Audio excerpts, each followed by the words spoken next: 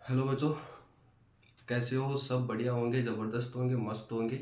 तो चलिए आपके लिए हम मानचित्र की जो क्लास आपको बताई गई थी वो क्लास हम फिर लेकर आपके सामने पेश हुए हैं। तो आपको जो मानचित्र आएगा उस मानचित्र में आपके 4 अंक पक्के होने वाले हैं। कितने अंक पक्के होने वाले हैं? 4 अंक पक्के होने वाले हैं। यानी कि जो अपना परीक्षा है, सामाजिक विज्ञान की जो परीक्षा है, उस परीक्षा में जो मानचित्र आएगा वो सिर्फ मानचित्र अपने भारत का आएगा। किसका आएगा? भारत का मानचित्र आएगा और उसमें आपको 4 अंक मिलने वाले हैं। कितने अंक मिलने वाले हैं? 4 अंक मिलने वाले हैं। मैंने यहाँ पर भारत का मानचित्र बनाकर उसमें हर एक राज्य को मैंने प्रदर्शित किया है। तो यहाँ पर मैं आपको एक बार बता देता हूँ कि कौन सा राज्य की स्थिति कहाँ पर है। तो मैं शुरू करता हूँ 1 नंबर से। 1 नंबर के ऊपर ऊपर आता है हिमाचल प्रदेश। ये वाला जो भाग है ये अपने केंद्र शासित प्रदेश है। ये जो दोनों भाग हैं, ये दोनों भाग किसके आते हैं? केंद्र शासित प्रदेश के आते हैं। इधर वाला भाग जम्मू कश्मीर का है, ये वाला भाग किसका है? लद्दाख का है। तो हम अपने राज्यों की बात करेंगे। जो प्रश्न हमसे पूछा जाएगा, स्थान पूछा जाएगा कि किस राज्य में कौन सा स्थान स्थित है, और मैं जो स्थानों के आपको नाम बताऊंगा उनमें से आपके 4 स्थान आएंगे और 4 अंक क्लियर हो जाएंगे। तो आपको मानचित्र को एकदम अच्छे से देखना है। आपको राज्य यदि याद है और स्थान तो अपने आप आपको याद हो जाएंगे। मुख्य मुख्य जो स्थान है वही मैं आपको बताऊंगा और उन्हीं स्थानों में से आपके 4 स्थान आपसे पूछ लिए जाएंगे। तो पहला जो राज्य है, पहले राज्य की स्थिति यहाँ पर आती है हिमाचल प्रदेश। यहाँ पर कौन सा राज्य स्थित है? हिमाचल प्रदेश। इसके बाद में जस्ट इसके नीचे आता है पंजाब, फिर इसके बाद में आता है हरियाणा। और यदि यहाँ पर हम देखते हैं मानचित्र में, हम यहाँ देखते हैं तो यहाँ पर किस राज्य की स्थिति रहेगी? उत्तराखंड की रहेगी। और यहाँ पर फिर चलते हैं, मैंने इनको मार्किंग भी की रखी है, 1 नंबर, 2 नंबर, 3 नंबर और 4 नंबर। फिर हम यहाँ पर चलते हैं तो ये कौन सा राज्य है? राजस्थान। फिर उसके बाद में 6 नंबर पे चलते हैं गुजरात, फिर उसके बाद में महाराष्ट्र, फिर उसके बाद में गोवा, फिर उसके बाद में कर्नाटक और उसके बाद में केरल। तो हम इसके आधार पर यानी 1 2 3 4 5 6 7 8 9 और 10, आप ऐसे यदि याद करोगे तो आपको किसी प्रकार की कोई दिक्कत नहीं रहने वाली। फिर उसके बाद में हम चलते हैं 11 नंबर के ऊपर तमिलनाडु है, 12 नंबर के ऊपर आंध्र प्रदेश है, 13 नंबर के ऊपर उड़ीसा, जिसको उड़ीसा भी बोलते हैं। फिर उसके बाद में 14 नंबर के ऊपर यहाँ पर पश्चिम बंगाल आता है। फिर यहाँ ये जो भाग है अपना, ये वाला जो भाग है, ये वाला भाग 7 बहनों का जो शहर आप बोलते हैं, इनको 7 बहनों का शहर या 7 द्वीपों का शहर या 7 टापुओं का शहर भी इसको बोला जाता है। तो ये नंबर 15 के ऊपर त्रिपुरा, फिर उसके बाद में मिजोरम, फिर उसके बाद में मणिपुर, फिर उसके बाद में नागालैंड, फिर उसके बाद में अरुणाचल प्रदेश। अब देखो ये 7 जो बहनें हैं, फिर उसके बाद में ये असम, फिर उसके बाद में मेघालय। इन यहाँ के जो ये 7 राज्य हैं इनको याद करने का एक तरीका है। जैसे त्रिपुरा, त्रिपुरा का मतलब होता है कि 3 व्यक्ति थे। हम अपनी एक छोटी सी कहानी बोलते हैं कि 3 व्यक्ति थे। मिजोरम, मिजोरम का मतलब मजे कर रहे थे। मजे करते करते उनको क्या मिली? मणि मिली। मणि का मतलब मणिपुर। और मणि कहाँ से मिली? नाग के पास से मिली, यानी कि नागालैंड हो गया। फिर नागालैंड का उस नाग का क्या नाम था? अरुण नाम था, तो अरुणाचल प्रदेश। फिर अरुण कहाँ चला गया? असम और मेघालय चला गया। तो ये 7 जो शहर है, 7 जो अपने राज्य हैं, इनको हम ऐसे याद रख सकते हैं: त्रिपुरा, मिजोरम, मणिपुर, नागालैंड, अरुणाचल प्रदेश, असम और मेघालय। तो ये 7 राज्य अपने कंप्लीट है। 3 व्यक्ति थे, मजे कर रहे थे, मजे करते करते मणि मिली। मणि कहाँ से मिली? नाग से मिली। और नाग का क्या नाम था? अरुण नाम था। और अरुण कहाँ चला गया? असम चला गया। फिर उसके बाद में मेघालय में चला गया। तो इसके बाद में मेघालय, अपने यहाँ कितने राज्य कंप्लीट हो गए? 21 राज्य कंप्लीट हो गए। फिर उसके बाद में 22 नंबर पे आता है सिक्किम। यहाँ जो स्थिति होती है, ऐसे अपना जो भारत की स्थिति होती है, तो यहाँ पर सिक्किम राज्य को दर्शाया जाता है। फिर 23 नंबर के ऊपर आता है बिहार। सिक्किम से जस्ट नीचे कौन आता है? बिहार आता है। बिहार से यदि हम इधर चलेंगे, अंदर की तरफ चलेंगे, तो यहाँ कौन किसको दर्शाता है? उत्तर प्रदेश। और आपको सबको पता ही होगा, भारत के मध्य में कौन सा राज्य स्थित है? मध्य प्रदेश। मध्य प्रदेश के हम इस वाले भाग में जाएंगे, यानी पूर्व दिशा की थोड़ी सी जो सीमा जो सटी हुई है वो किसकी है? झारखंड की है। और झारखंड से नीचे कौन आता है? छत्तीसगढ़। और छत्तीसगढ़ से नीचे कौन आता है? तेलंगाना। तो ये अपने भारत में राज्यों की स्थिति है। आपके पास में मानचित्र होगा और मानचित्र में आप इन राज्यों की स्थिति को आप दर्शाकर भर सकते हैं बिना देखे। तो अभी इन राज्यों में कौन कौन से जो स्थान है, उन स्थानों को हम यहाँ पर 1 बाय 1 करके आपको बताने का प्रयास करेंगे कि आपको ये जो स्थान दिए गए हैं, आप इनको अच्छी तरीके से देख सकते हैं, इनको अच्छी तरीके से याद कर लेना। इन स्थानों के अलावा आपसे कोई भी स्थान बाहर नहीं पूछा जाएगा। अपने पास यहाँ पर 11 राज्य हैं और अपने पास यहाँ 28 राज्य हैं। तो इन 11 राज्यों में से आपको जो स्थान है वो इन्हीं स्थानों में से पूछ लिया जाएगा और इससे बाहर कहीं नहीं पूछेगा। तो नंबर हम एक बात करते हैं हरियाणा। किसकी बात करते हैं? हम हरियाणा की बात करते हैं। तो फरीदाबाद, यदि आपसे फरीदाबाद की स्थिति पूछ ली जाए तो आप हरियाणा, कहाँ? हरियाणा, ये रहा हरियाणा। तो यहाँ आप ऐसा जो खालिस्तान आएगा, सीमा एक राज्य दूसरे राज्य की सीमा से टच होती हुई आपको नक्शा अपने कॉफी में आएगा। तो आप इन कॉफी के अंदर ऐसे एक बार खाली जो मानचित्र है, जो सीमाओं वाला जो मानचित्र है, आप इनको एक बार भर के देख सकते हैं। और यदि आपने एक बार इन राज्यों को पढ़कर एक बार इनको बिना देखे आपने भर लिया, तो स्थान आपको किसी भी प्रकार भरने में दिक्कतें नहीं आएगी। तो हरियाणा जो फरीदाबाद स्थान है वो कहाँ है? हरियाणा में। याद कर लेना, यानी कि फरीदाबाद जो यदि पूछ लिया गया तो आपको बिना देखे कहाँ भरना है? हरियाणा में भरना है। फिर आपसे मान लीजिए साबरमती पूछ लिया, कलोल पूछ लिया, हजीरा पूछ लिया, अंकलेश्वर पूछ लिया, गांधीनगर पूछ लिया और अहमदाबाद पूछ लिया। तो ये जो स्थान है वो सिर्फ कहाँ आएंगे? गुजरात में आएंगे। यानी गुजरात के अंतर्गत आने वाले जो स्थान है, यानी कि ये सारे के सारे आपने ज्योग्राफी में अच्छी ढंग से पढ़ा होगा। यदि आपने किताब को अच्छे से पढ़ा है तो ये अपनी भूगोल वाली किताब में सारे स्थानों के नाम दे रखे हैं। मानचित्र की सहायता से मानचित्र भी बाकायदा दे रखा है। आप मानचित्र किताब के अंदर दे रखा है, जो खनिज खनन वाला जो पार्ट है उसमें ये आपको पूरा का पूरा चित्र आपको मिला हुआ वहां पर दर्शाया हुआ मिलेगा। तो यानी जो साबरमती है, कलोल है, हजीरा है, अंकलेश्वर है, गांधीनगर है, अहमदाबाद है, इन स्थानों में से आपको पूछ लिया जाए कि ये स्थान किस राज्य में स्थित है, तो आपको बिना देखे गुजरात में आप कहीं पर भी दर्शा देना।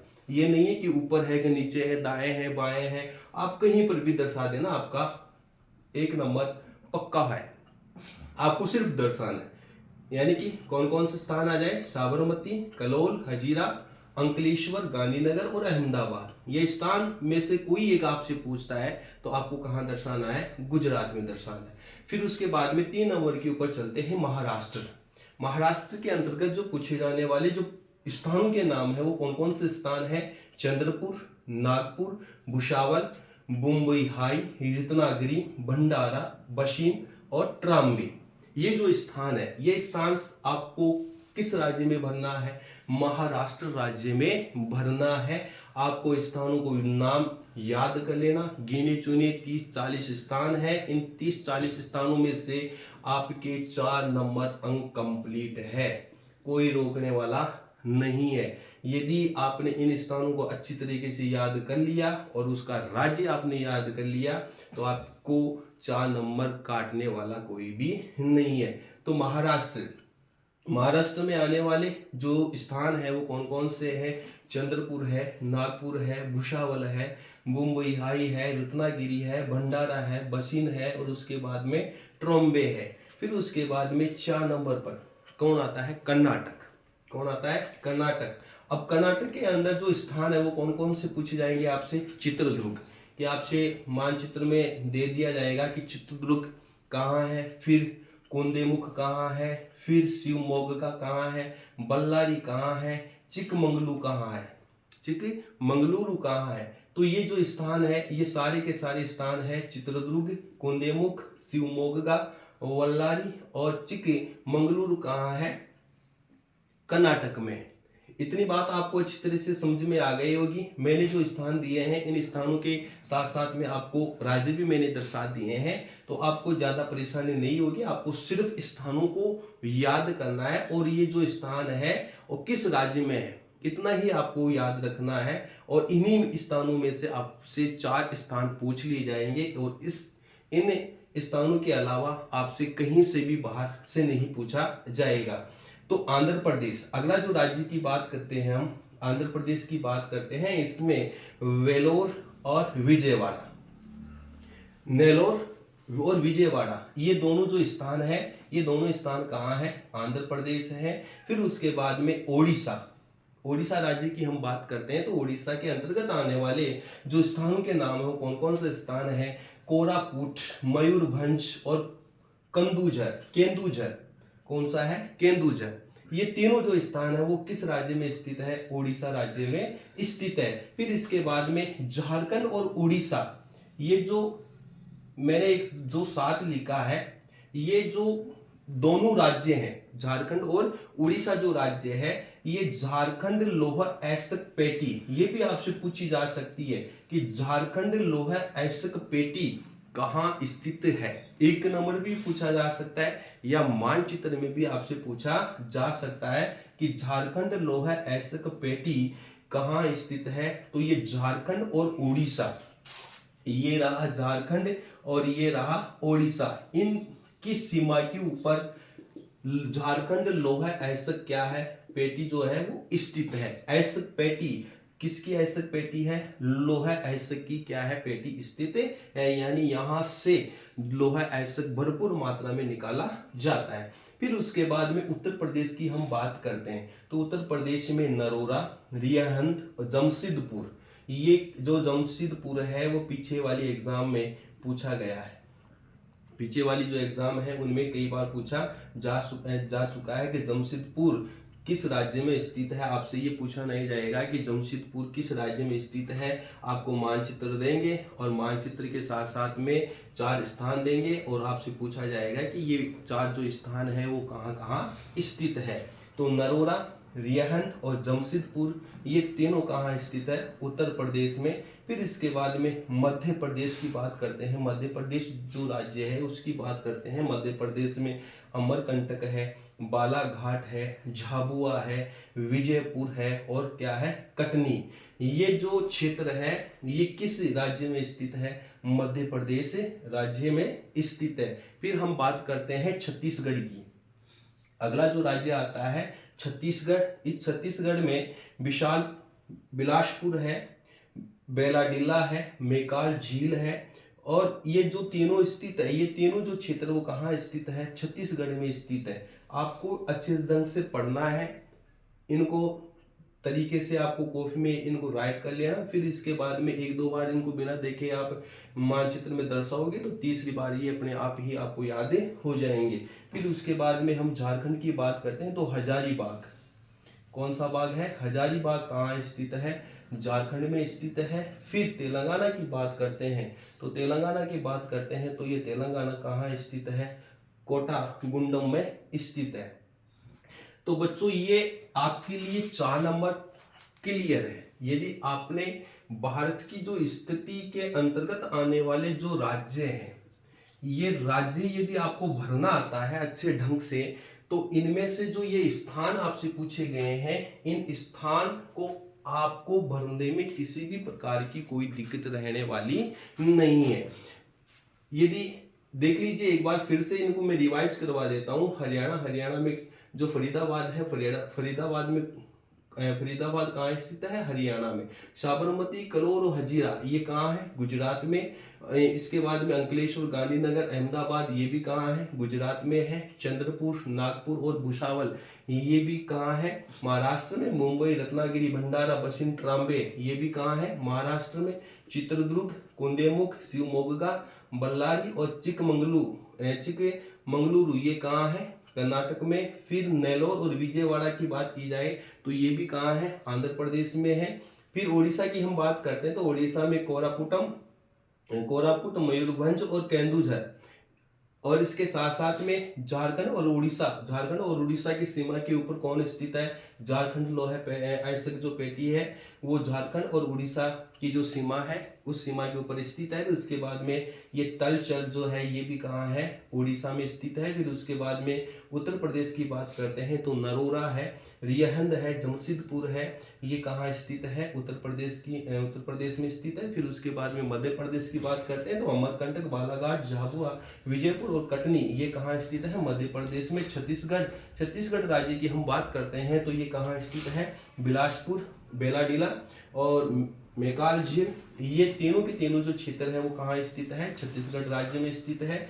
फिर हजारीबाग किस राज्य में स्थित है? झारखंड में। फिर कोटागुंडम ये कहाँ स्थित है? तेलंगाना में। तो बच्चों ये क्षेत्र है। इनके अलावा इन क्षेत्रों के अलावा बाहर आपसे नहीं पूछा जाएगा। आपको अच्छे से इनको देख लेना है, यानी कि इनको एक बार आप स्क्रीनशॉट ले लीजिए अच्छी ढंग से। तो आपसे यानी कि इन क्षेत्रों के अलावा आपको पर्सन में कहीं से भी बाहर नहीं पूछा जाएगा। यदि ये क्लास अच्छी लगी हो तो अपने दोस्तों के साथ में, अपने साथियों के साथ में ज़्यादा से ज़्यादा इनको शेयर करें। और अपना जो भी कॉन्सेप्ट यदि समझ में नहीं आ रहा है तो हमारे को कमेंट बॉक्स में भी आप अपना कमेंट कर सकते हैं कि हमें ये चीज़ समझ में नहीं आ रही है। और अपने जो चीज़ें ज़्यादा से ज़्यादा रिवाइज करने का प्रयास कीजिए, क्योंकि हमारे जो आपकी जो एग्ज़ाम्स हैं वो बहुत नज़दीक है। और नज़दीक है तो ज़्यादा से ज़्यादा हर चीज़ का आप तरीके से डिप्रेशन में न आए। तो आपको यदि ये क्लास अच्छी लगी हो तो लाइक करें, सब्सक्राइब करें। और आपकी हर समस्या का समाधान करने के लिए हमारे YouTube जो क्लासेज है कॉन्सेप्ट 5 ये आपके लिए हर समय, हर क्षेत्र से और हर तरीके से आपके लिए तैयार है। बहुत बहुत धन्यवाद।